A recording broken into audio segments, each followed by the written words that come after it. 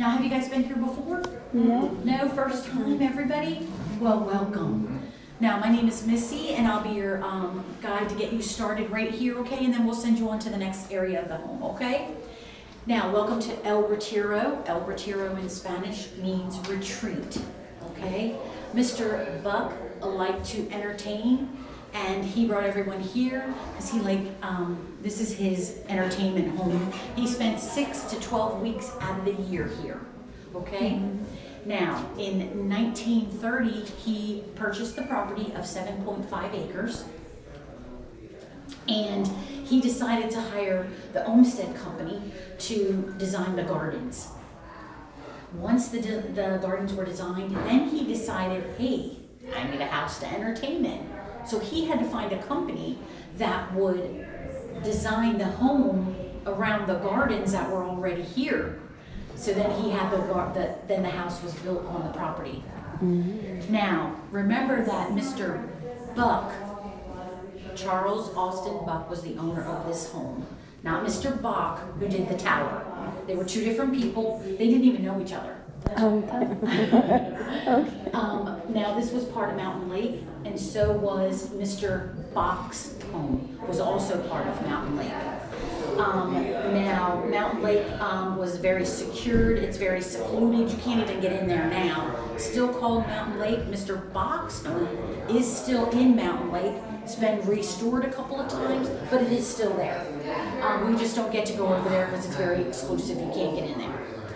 Now, back to Mr. Buck. Mr. Buck, once his house was built in 1932, that's when it was finished. This house is 12,900 square feet. So it's a pretty large home. He had a servant's quarter. That's where his servants stayed. When he came and stayed his 6 to 12 weeks out of the year, they came here with him. He did not have his servants stay here. They didn't stay here while he was not here. He brought them here when he came. Mountain Lake Security would keep an eye on the home when it was empty.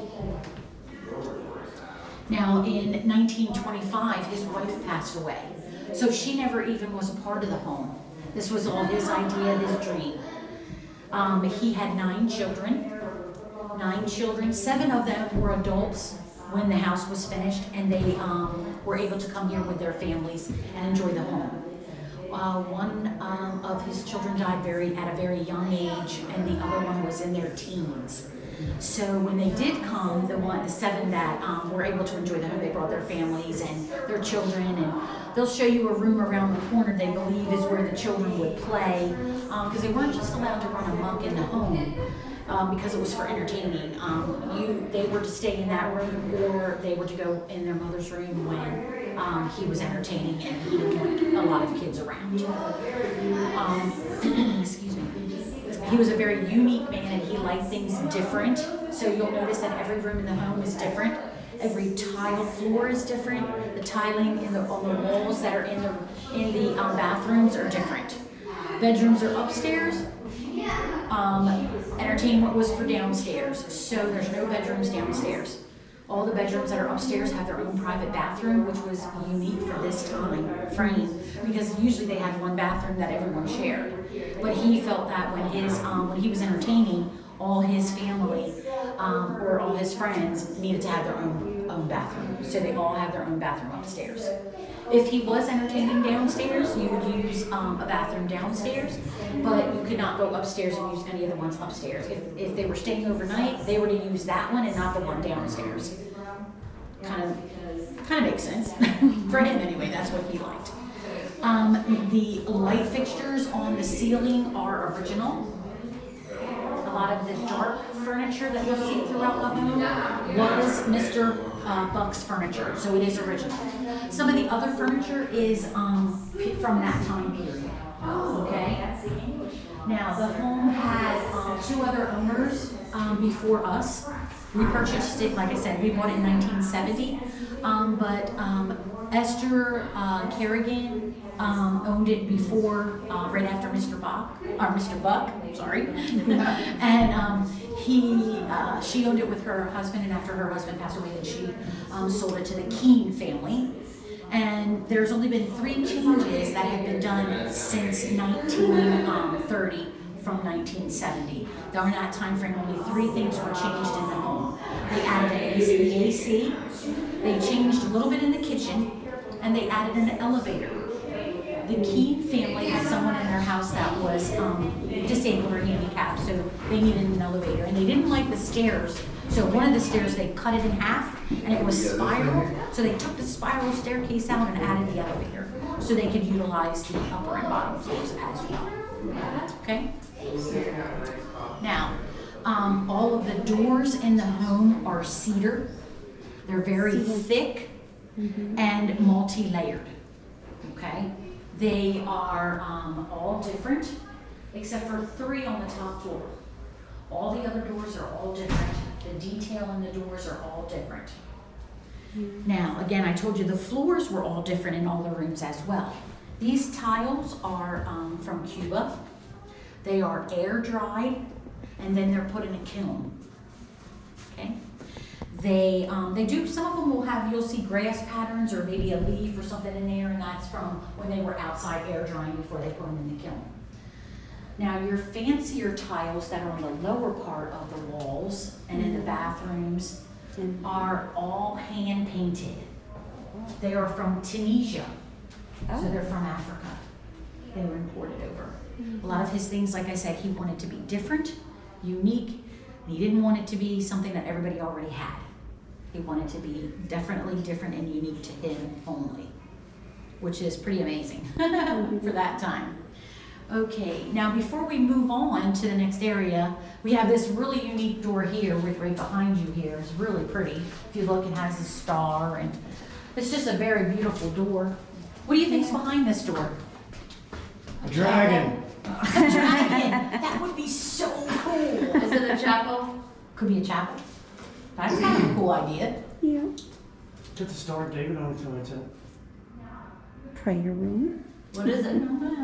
Is it the Dungeon.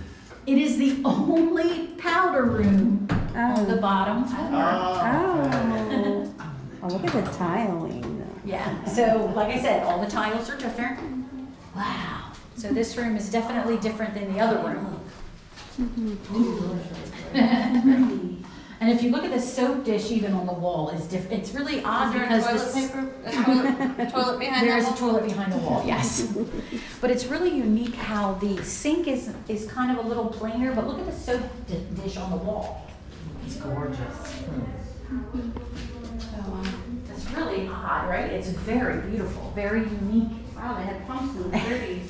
What about this door? Okay. There's now, another door. remember I told you how the tiles are different. See the tiles on the bathroom floor compared to this tile? It's actually an optical illusion. There's 4 patterns in that bathroom floor. Oh, yeah. Oh, yeah. See if you can see the patterns that are in the bathroom floor. Yeah. What do you see? Squares. The cubes. See the cubes. How about the 5-star flower? Chevron. Yeah. See the 5-star flower? Yeah. There's a peace sign kind of where the blocks forms a peace sign. It's like a stop sign shaped with a peace sign in the middle. Yeah. Okay? And then each block, if you look at it going up this way, looks like a set of steps. So he always liked things that were unique and different. He wanted you to find the uniqueness and the difference in the home. So you guys look for those differences in the home, especially in like the bathrooms. I mean, one thing in the bathrooms that's upstairs, which is really cool, is the shower is in the middle of the tub, above you, not at the end. None of the. So, which is really cool, I think. Yeah. Which is odd. But it makes sense. Yeah, it does make sense. And remember, if he was entertaining down here, this is the bathroom that he used. But if you were staying upstairs, you couldn't use this bathroom. He would send you upstairs to your bathroom when you were staying overnight. Okay. He just didn't want the same, so it was really, he was just very unique. Now, what we're gonna do is I'm gonna send you on your way. Enjoy the rest of your tour. And she will be with you momentarily, okay? There So you that go. is kind of a chapel. She's actually here. There you go. Enjoy the rest of your tour. I mean, thank you. You're welcome. You guys take care now. I want you to continue on, and I want you to go to the left and look at the sink or the servant's dining room, then go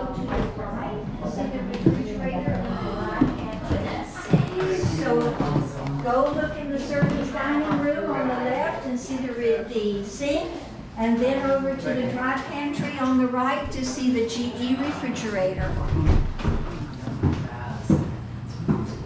Okay, so I want you to come and go down to see the sink and the servants area. Look at there. Staff's I kitchen, hated those kind of dining China room, things. Sink, and then go over to the refrigerator and the dry Kind of a Middle Eastern feel. Yeah. So be sure to see the sink and the refrigerator, and then meet me right back here. Yeah.